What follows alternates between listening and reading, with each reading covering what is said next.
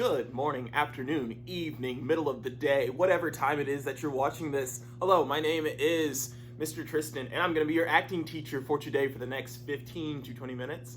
I hope you're doing well. I hope everything's going good in your life.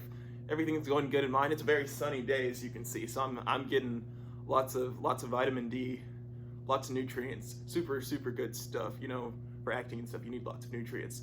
But let's go ahead. Let's get started today. So over the past few weeks, we've been acting. I like to take this as a bit of an acting break, and we've recently been reviewing miming. And miming is, of course, it's the act of pantomime, of acting without using our voice. So we just use our face, we use our body, anything really except our voice to tell a story. So let's review a little bit some of the big things about miming.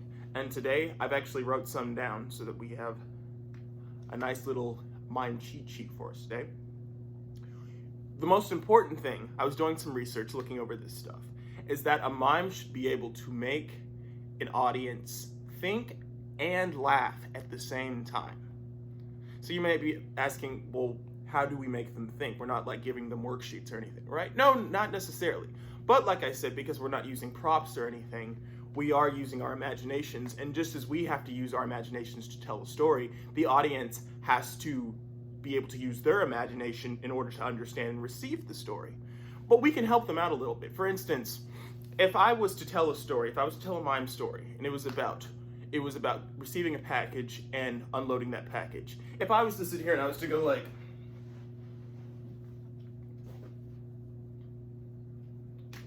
okay, you don't really know what I did. I mean, you obviously know, okay, he might be unpackaging a package because that's what I just said.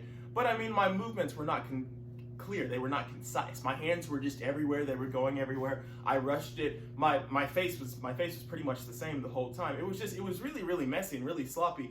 And quite frankly, if anybody was to watch that, they probably wouldn't like it. I know if I was to go see a mime and I saw that, I wouldn't really like it. So let's back that up a little bit. Let's try that again.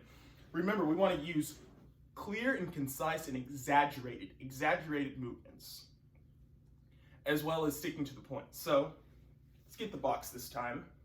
Let's carry the box over, set the box down, using our face to show, oh wow, this is a box.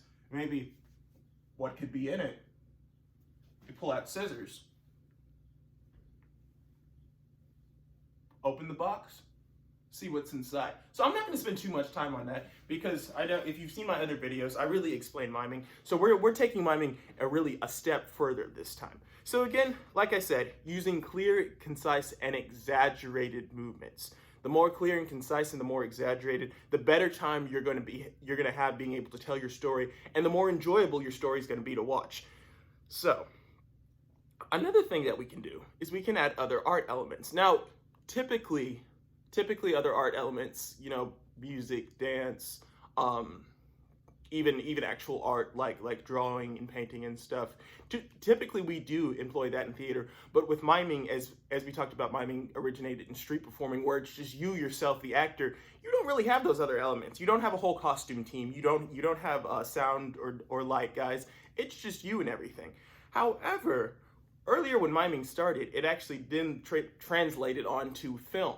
Early films. And the thing with early films is that they were all silent. So a lot of mimes, a lot of street performers, they didn't have to talk. They were still just working with the movements. And what they would do is once the movie would go to the movie theater and stuff, there would be maybe somebody who played a piano if they didn't already put music with it. So you would watch the movie, you wouldn't hear anything, but you would still hear music. And the cool thing about music is that music, just like acting, it can be a form of storytelling. It can be something that affects how you feel. For instance, if you're hearing happy music, you might want to get up and dance. You might feel excited.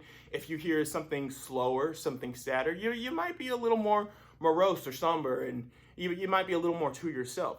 Music is really cool because it can just like acting, it can really influence how a person feels. And so when the two work in tandem, when you have a happy mime and you have some cool, fun music, you can have a really stellar, awesome performance.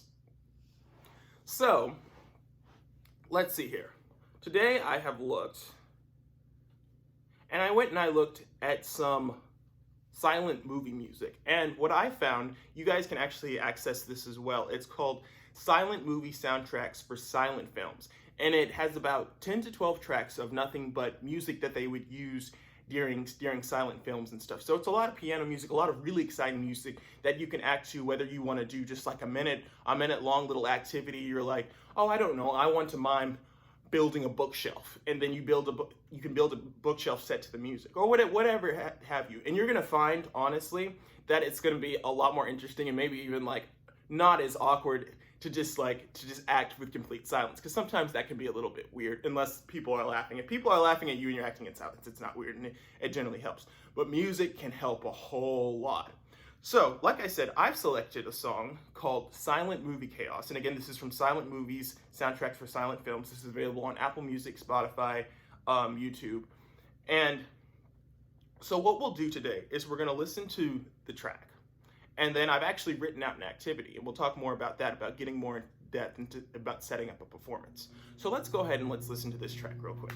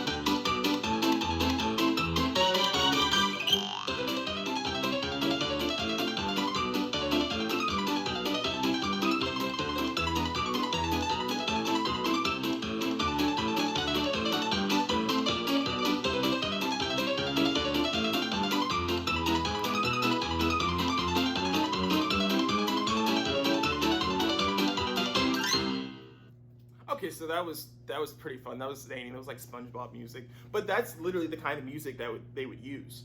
So, as I was talking about before, we want to set up a good story for our audience. Our audience, you know, they might be paying to see us. They might love us. You could have an audience from all ranges and sizes and stuff. But the important thing is that you want to give your audience the story that they deserve, and you want to tell a story that you deserve to be telling, right?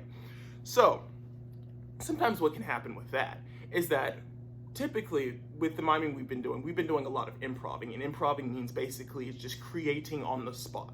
It's you've seen a lot of me. It's like I'll come on the screen, and for instance, when I was the knight, I imagined I was like, okay, I'm gonna do this on the spot. Like I knew the character that I was gonna be, but I didn't know what he was gonna do, and on the spot I improved it. So it was not planned. However, improving has its place in theater, but not all the time can improving be a good strategy. For instance, if you're going to do the show about Hansel and Gretel, the two kids that went into the woods and stuff, we all know how the story goes. We know that certain things happen in the story, and we know that certain things need to happen in the story in order for us to tell the story the way it deserves to be told, right? Well, just like with miming, just like a mime skit, we can do the same thing. So what I've actually done today is that in anticipation for this, is that I went and I brainstormed. I was like, okay, we've done some really simple mime skits so far. We've done some pretty basic stuff.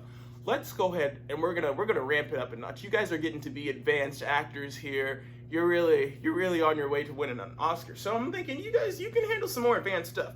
Oh, cool. So I imagined after I listened to the song, I was like, what activity, it's about a minute long song, what activity could I make a skit out of that can fit into a minute that will also fit with the music? Because just like I said earlier, I now have that song, which is going to be another element to make a more entertaining performance for my audience. So I brainstormed, and it's something simple, but you're going to see something simple like this, you can really turn into something a lot bigger and a lot more dynamic. And again, I'll hark on it. The more dynamic it is, the more entertaining it's going to be for your audience, and the more fun it's going to be for you, which is just going to make it more entertaining for your audience, and it's just going to go back and forth. The audience and the performer relationship, the energy that feeds and it transitions between the two are very important in live performance. So I've selected today going to a restaurant and ordering pasta. Pretty simple, right? You know, I think we've all been to a restaurant at least once, or anywhere. You go to McDonald's, you walk up, you order your food, you wait. You may eat there, you may leave. It's pretty simple. We probably don't even think about think about it when you do it. But the fun thing is that with my mime character, this can be a whole thing. There can be so many things that happen when you go to order food at a restaurant. For instance, okay, let's back it up. You go to order food at McDonald's. You walk through the door, or no, not even you walk through the door. You walk into the door. You can't even get into the restaurant. That's something a mime could do. You walk into the door, boom, ow, what on earth? Oh, it's a clear door. You open it up. You could trip on a rug. You do anything. Oh, maybe somebody's mopping. You start sliding around and stuff. You find your place. You find your way to the line. Oh no, I don't know what I'm gonna order. All these things can happen. It's just that we're so used to, of course, going to restaurants. We know what we want, that we don't really think about it. But this is a really good place for a story to be told, for an entertaining story to be told. So what I have here is, again, we're ordering pasta. So we'll start, because it's only a minute song, so you still got to be able to fit into the time. So order pasta, wait for pasta, receive pasta, eat pasta, have pasta get out of control, regain control, and finish pasta. So that's 1, 2, 3, 4, 5, 6, 7. That's 7 steps that I'm going to do within a minute to tell a story. And again, this is something that you guys could do. I hope that you want to ramp it up a little bit. So not so much as maybe doing something simple like opening a package or something, but something that you can really like maybe take a minute on. And again, using that music, using other elements. If you don't want to use the music, maybe if you want to use costume pieces, maybe you have something in your closet that you're like, oh hey, my mime character might wear this. Or maybe even set pieces, like maybe, oh, I could do a skit about fighting for the remote in front of the television. Well, if you have a couch at home and you have a remote, you already have prop pieces, which is another form of art that you can employ to make a more entertaining performance. Okay, so I'm going to talk through this miming session since it might be a little hard for you to see. But again, we're gonna do it this time with music. Oh, you can't see my head, I'm quite tall. Let's back that up there. We'll do it again, this time with music. I'll describe it, and then I'm gonna challenge you guys to do the same thing at home. Okay, so before we always do our miming, we want to make sure that we have enough space. So let's see here. Can you see my head? You can't see my head, that's okay. We'll adjust. All right, so I've moved the camera back, given some more room. So I will go ahead and play the song, and then you'll get to see me wait for all the steps that make this a more dynamic story. So let us start the music.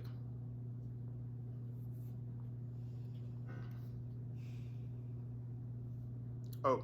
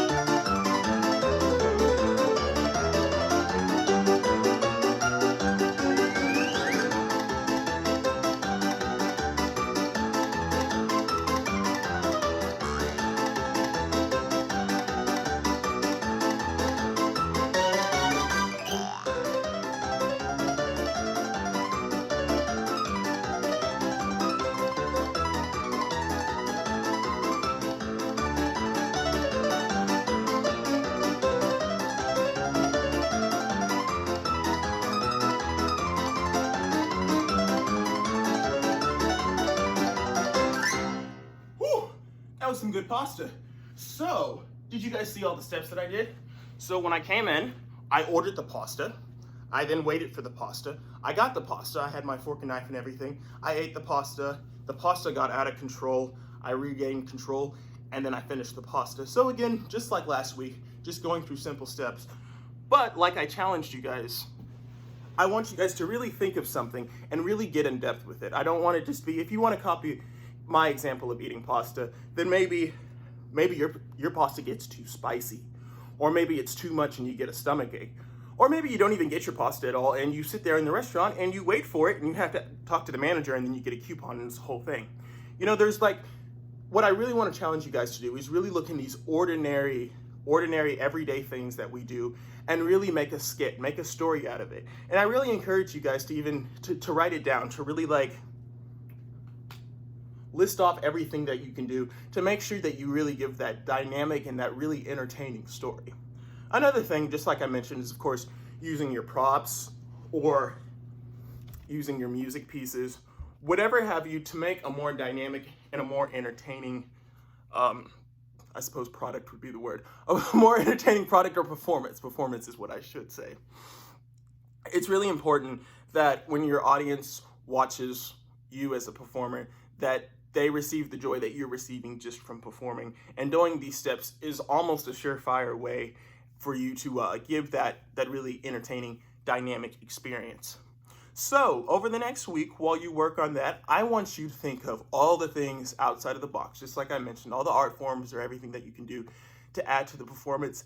And if you find that you really have a good idea, whether it be your skit, whether you find a really cool song, or whether you have a prop or music or anything that you want to tell me, please don't be afraid to reach out to info@communityworksla.org and let me know anything you would like to. Again, these acting breaks are always so much fun for me. Thank you for stopping by and watching and taking an acting break with me. I really enjoyed it today. And remember, just think of those questions that I asked you. Anything to make that performance more dynamic, more entertaining. Really think outside the box. Really find ways to employ those other art forms. Shoot, if you even want to bring in even dance, that would be really cool. If you're a dancer or something and you want to employ that into your performance, I think that would be really good. And I would absolutely love to hear about what you guys are doing. So again, stay safe and stay healthy and try not to get too bored. I really enjoyed having you guys today, and take care.